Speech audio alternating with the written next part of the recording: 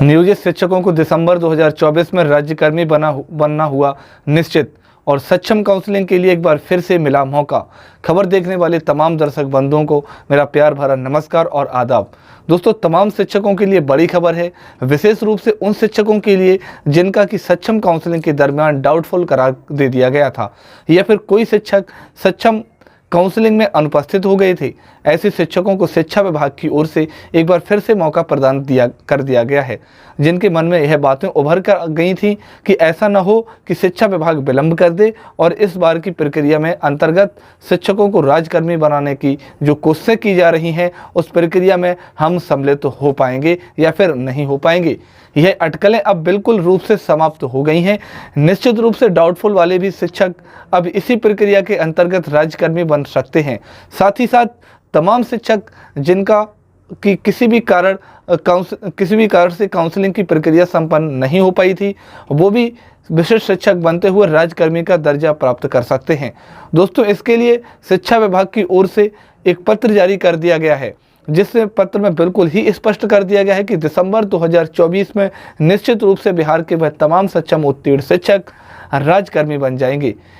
उनके विद्यालयों का आवंटन कर दिया जाएगा। कई अहम मुद्दों की चर्चा की गई है जारी किए गए पत्र में, जिससे शिक्षकों को राहत प्रदान की गई है और इस पत्र से निश्चित रूप से शिक्षकों की आशाएं जाग गई हैं। आखिर क्या कुछ उसमें उल्लेख किया गया है, कैसे शिक्षकों को राहत प्रदान की गई है, इससे पहले कि हम इस पर विस्तार पूर्वक चर्चा करें, अगर आपने अभी तक हमारे चैनल AP91 को सब्सक्राइब नहीं किए हैं तो कृपया अभी सब्सक्राइब कर लेंगे। दोस्तों, शिक्षा विभाग की ओर से एक अहम पत्र जारी कर दिया गया है और वह अहम पत्र है तमाम वैसे शिक्षक जिनका ही सक्षम परीक्षा सफलता उपरांत काउंसलिंग की प्रक्रिया संपन्न नहीं हो पाई थी।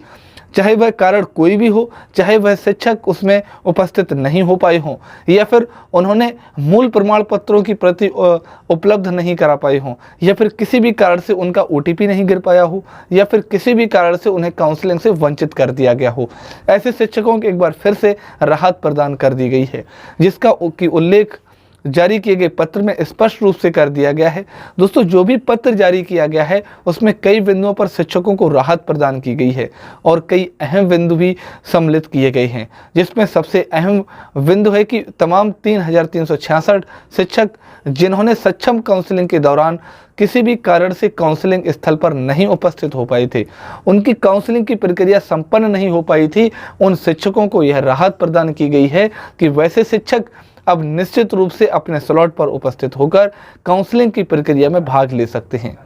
और राज्यकर्मी का दर्जा प्राप्त कर सकते हैं। दोस्तों, काउंसलिंग के क्रम में हम बता दें कि यह पत्र जारी होने के बाद 2 और पत्र जारी किए जाएंगे, जिसमें सबसे पहले एक पत्र होगा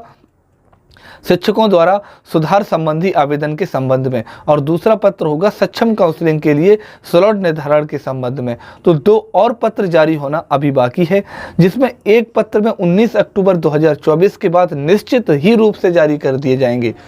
तो वहीं दूसरा पत्र अक्टूबर के अंतिम सप्ताह में जारी कर दिया जाएगा। दोस्तों, जो भी पत्र आज जारी किया गया है इसमें स्पष्ट रूप से उल्लेख कर दिया गया है कि कई प्रकार की त्रुटियां शिक्षकों के सक्षम काउंसलिंग के दरमियान पाई गई थी। इन तमाम त्रुटियों के समाधान के लिए बिहार विद्यालय परीक्षा समिति को अपने वेबसाइट में भी परिवर्तन लाना होगा, उन्हें अपने वेबसाइट के अपडेट करना होगा। इसके लिए शिक्षा विभाग ने बिहार विद्यालय परीक्षा समिति को यह दिशा निर्देश जारी कर दिया है कि 19 अक्टूबर 2024 तक निश्चित रूप से अपने वेबसाइट को अपडेट कर लें,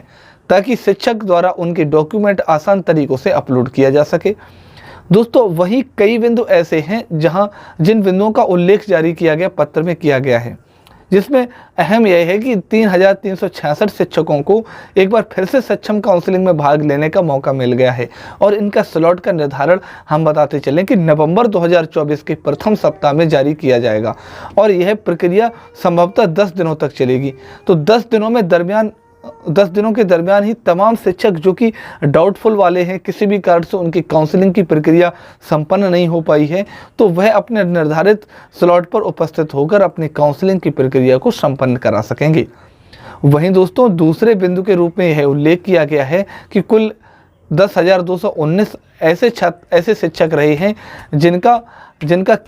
कि नाम में त्रुटि या फिर जाति में त्रुटि या फिर लिंग में त्रुटि या फिर जन्म तिथि में त्रुटि रह गई थी, जिस कारण से उनका OTP नहीं आ पाया था और वे सभी के सभी शिक्षक सक्षम काउंसलिंग से वंचित हो गए थे। इन शिक्षकों को भी एक बार फिर से मौका प्रदान किया गया है कि वे सभी के सभी अपने नाम में परिवर्तन करा सकते हैं, लिंग, जन्म तिथि इत्यादि में भी परिवर्तन करा सकते हैं, ताकि उन्हें मोबाइल पर OTP गिर सके और उनका सत्यापन हो सके। इसके लिए जो शिक्षा विभाग की ओर से प्रावधान किया गया है वह एक अहम प्रावधान है और इस पर गंभीरतापूर्वक विचार करने की आवश्यकता है।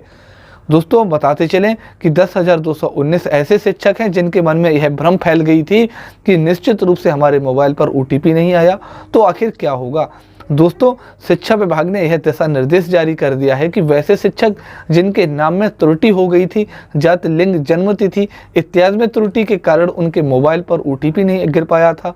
वे सभी के सभी शिक्षक इन तमाम बिंदुओं में सुधार करा सकते हैं। इसके लिए यह कहा गया है कि उन शिक्षकों को अलॉटेड जिला में जाना होगा। जो भी जिला उनके लिए आवंटित किया गया है उस जिले के जिला कार्यक्रम पदाधिकारी स्थापना के पास जाकर शिक्षकों द्वारा अपना आवेदन प्रस्तुत करना होगा कि हमारे नाम में सुधार चाहिए या फिर डेट ऑफ बर्थ में सुधार चाहिए या फिर जाति या फिर लिंग में सुधार चाहिए। तो इन तमाम बिंदुओं को उल्लेख अपने आवेदन में करना होगा और तमाम जिला शिक्षा पदाधिकारियों को यह दिशा निर्देश दिया गया है कि 19 अक्टूबर 2024 को निश्चित रूप से बिहार विद्यालय परीक्षा समिति द्वारा अपने वेबसाइट को अपडेट कर दिया जाएगा और अपडेट किए गए वेबसाइट पर ही संबंधित जिला कार्यक्रम पदाधिकारी स्थापना द्वारा जिनके यहाँ आवेदन किया गया है उन तमाम आवेदनों पर विचार करते हुए 30 अक्टूबर 2024 तक उनके नामों में परिवर्तन जिला कार्यक्रम पदाधिकारी स्थापना द्वारा ही कर दिया जाएगा। यानी बिल्कुल ही स्पष्ट हो गया है कि शिक्षकों को अपने आवंटित जिले में ही जाना होगा और वहीं के DPO उनके नामों में संशोधन कर सकेंगे या फिर कोई भी त्रुटियां रह गई हैं तो उनमें संशोधन कर सकेंगे। शिक्षक को चाहिए कि वह सिर्फ अपना आवेदन जिला कार्यक्रम पदाधिकारी स्थापना को सुपुर्द करें और यह प्रक्रिया जिला शिक्षा पदाधिकारी की देखरेख में ही हो, हस्ताक्षर में संपादित होंगी, है ना। तो दोस्तों, हम बता दें कि इसके लिए एक और पत्र जारी किया जाएगा और उस पत्र में इस बात का उल्लेख किया जाएगा कि शिक्षकों को इतने तारीख से आवेदन करने होंगे अपने अपने अलॉटेड जिले में जाकर जिला कार्यक्रम पदाधिकारी स्थापना कार्यालय में।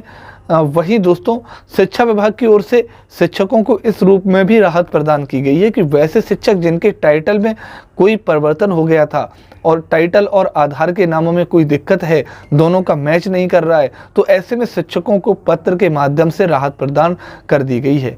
स्पष्ट लिख दिया गया है कि शिक्षकों को इसके लिए कोई ज़्यादा प्रावधान नहीं, सिर्फ और सिर्फ उनके द्वारा दिए गए शपथ पत्र के माध्यम से ही शिक्षा विभाग उसे एक्सेप्ट कर ले और उसके आधार पर उनकी काउंसलिंग की प्रक्रिया को संपन्न करा दे।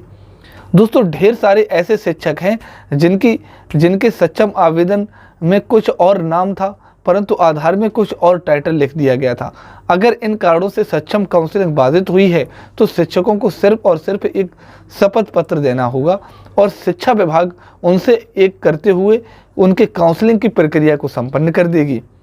तो वहीं दोस्तों, सबसे ज़्यादा संख्या है डाउटफुल वाले शिक्षकों की, जिनकी संख्या 2801 है। तो ऐसे शिक्षकों के लिए यह प्रावधान कर दिया गया है कि इन शिक्षकों को भी एक बार फिर से मौका दिया जाएगा। हम बताते चलें कि इस क्रम में वे तमाम शिक्षक आते हैं जिनका प्रमाण पत्र सत्यापन के क्रम में संदिग्ध पाया गया था, यानी जिन शिक्षकों के कॉलम में इनकम्प्लीट लिख दिया गया था या फिर डाउटफुल लिख दिया गया था, तो वैसे शिक्षकों को एक बार फिर से मौका प्रदान कर दिया गया है। और ऐसे शिक्षकों द्वारा जो भी प्रमाण पत्र में डाउटफुल लिखा गया था या फिर इनकम्प्लीट लिखा गया था, उन प्रमाण पत्रों को एक बार फिर से अपने यूजर आईडी और पासवर्ड के माध्यम से विद्यालय परीक्षा समिति के वेबसाइट पर जाकर संबंधित डॉक्यूमेंट अपलोड करना होगा और उसके बाद उस प्रमाण पत्रों का सत्यापन करना होगा। उसके बाद ही संबंधित अलॉटेड तिथि पर उनकी काउंसलिंग की प्रक्रिया संपन्न कराई जाएगी।